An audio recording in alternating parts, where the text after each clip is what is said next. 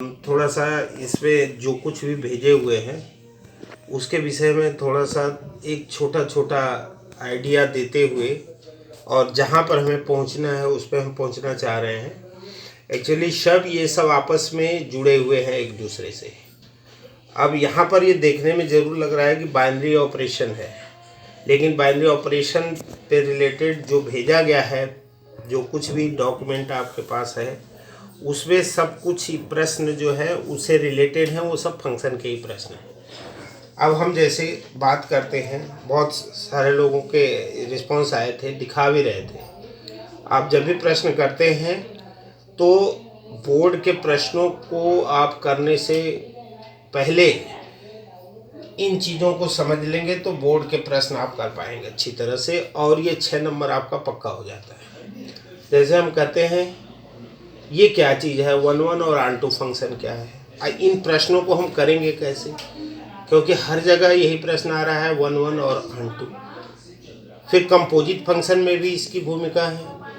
Invertible function है, इसको कहते हैं एकाएकी और आच्छादक फलन। इसको कहते हैं कंपोजिट फंक्शन को हिंदी में कहते हैं फलनों का संयोजन।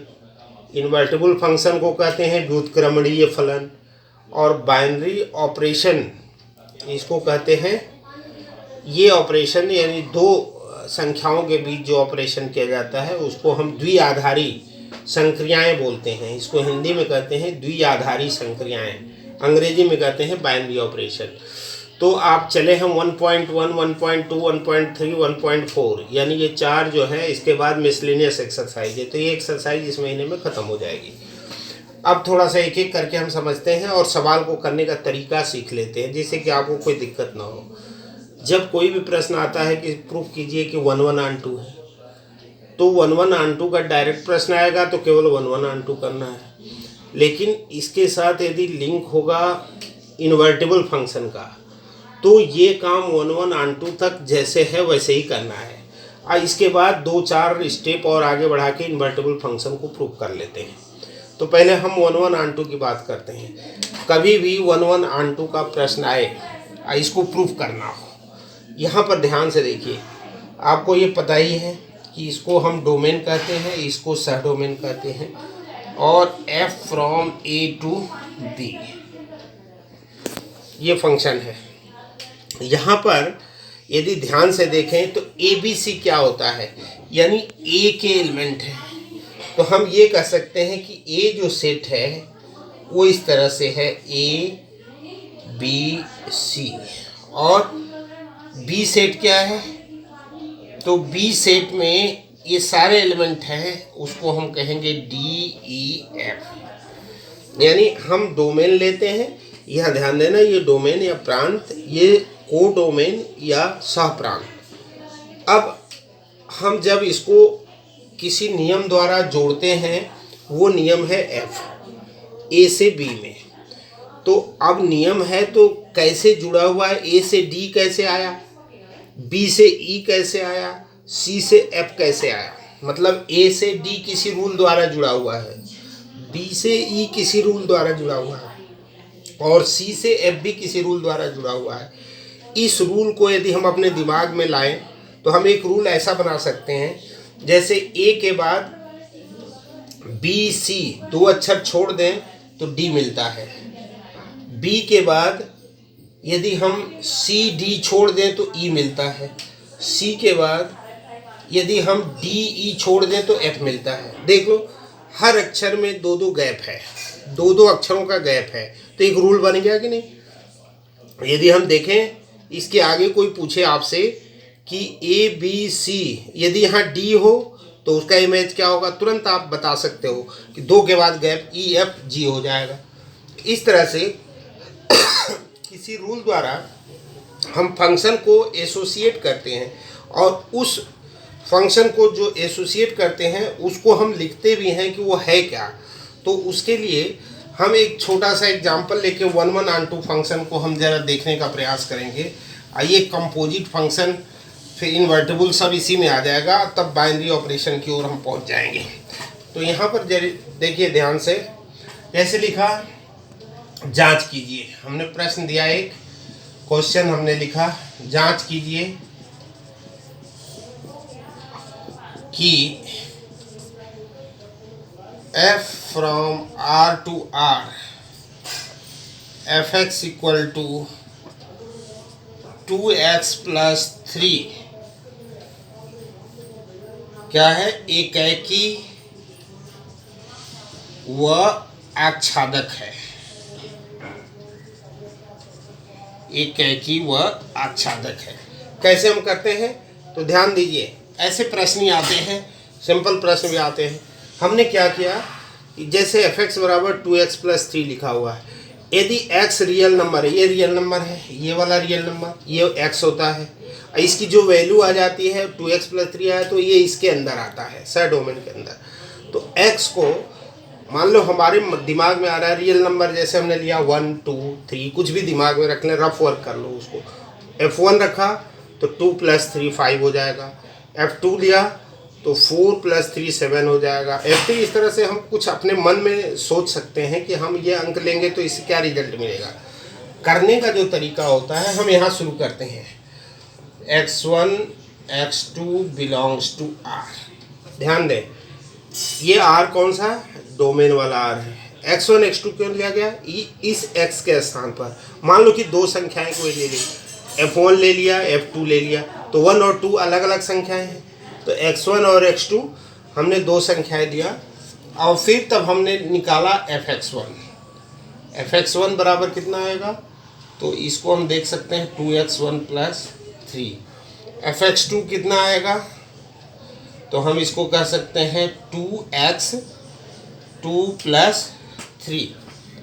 अब जब हम fx1 बराबर fx2, जब ध्यान दें यही करना होता है 1 1 और 2 में, fx1 बराबर fx2, तो हम क्या करते हैं, fx1 बराबर fx2, तो x1 का मान यहाँ रख लें हम, 2x1 plus 3 equal to 2x2 plus 3। 3 से 3 कैंसिल हो गया, 2x1 इक्वल टू 2x2, इसका मतलब है x1 इक्वल टू x2।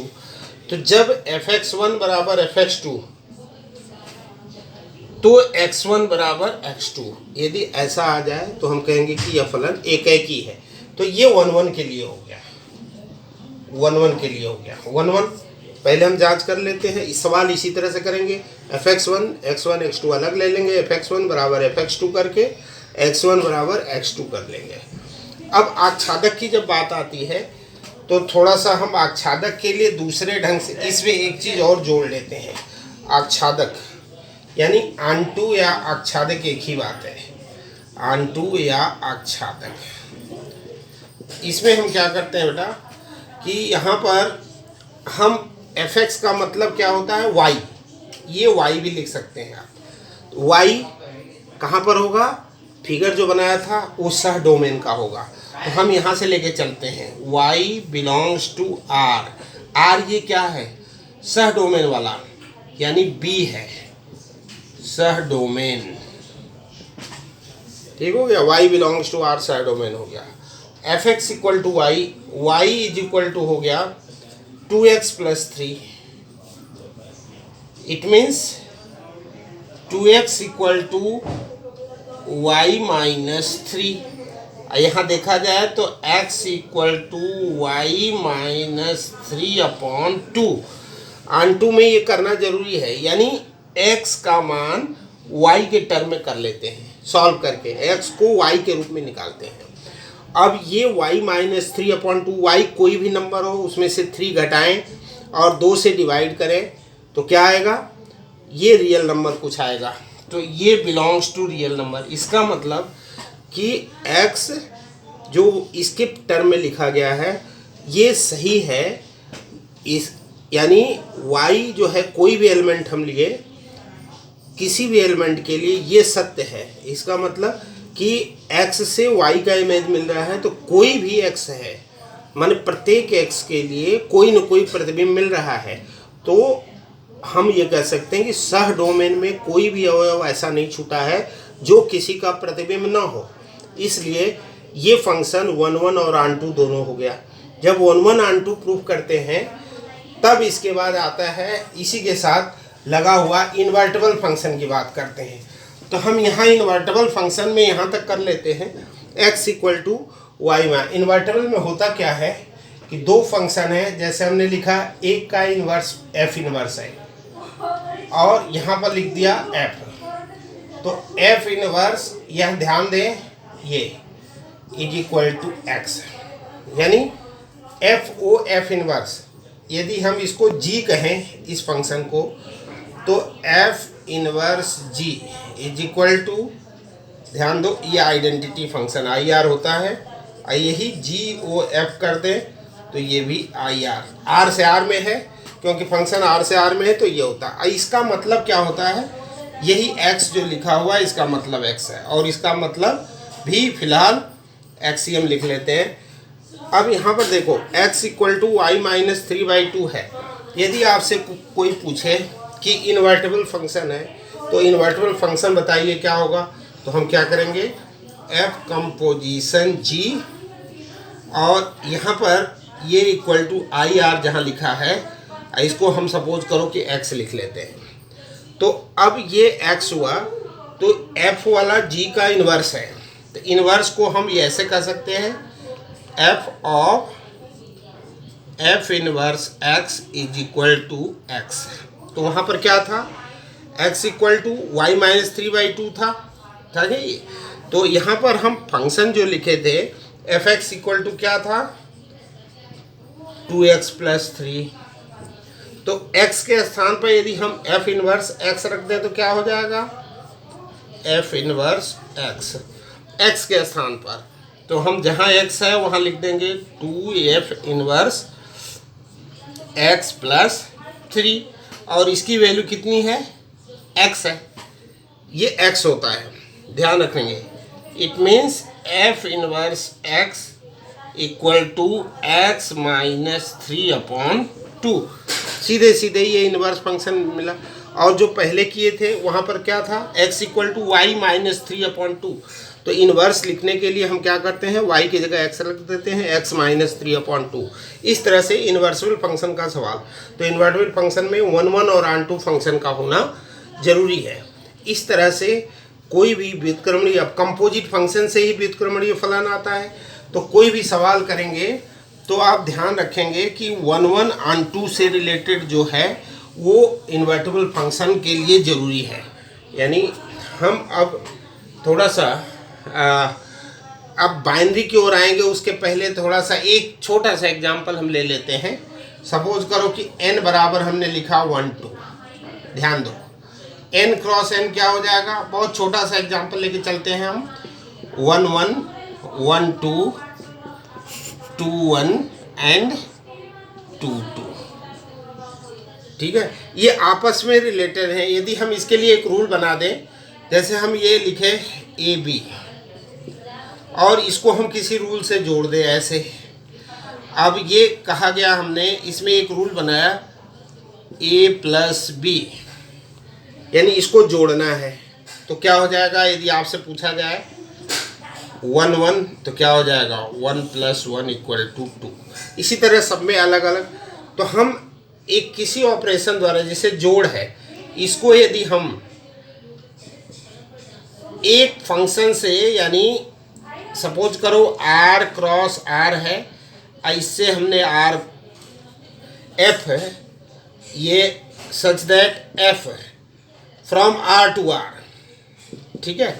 ये सिग्मा जो लिखा हुआ है, ये स्टार जो लिखा हुआ है, स्टार का मतलब है कि हम जो कर रहे हैं स्टार, वो दो अवयवों पर रूल लगाने के लिए, यानी ऑपरेशन है। इसको हम संक्रिया बोलते हैं, जोड़ घटाव गुणा भाग।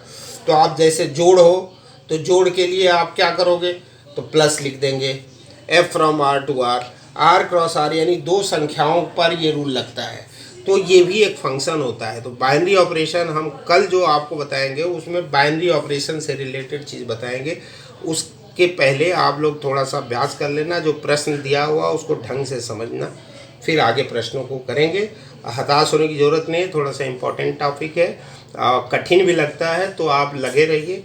ज़रूर समझ में आ जाएगा। धीरे धीरे करके सब समझ में आ जाएगा और रिस्पांस सबको देना है।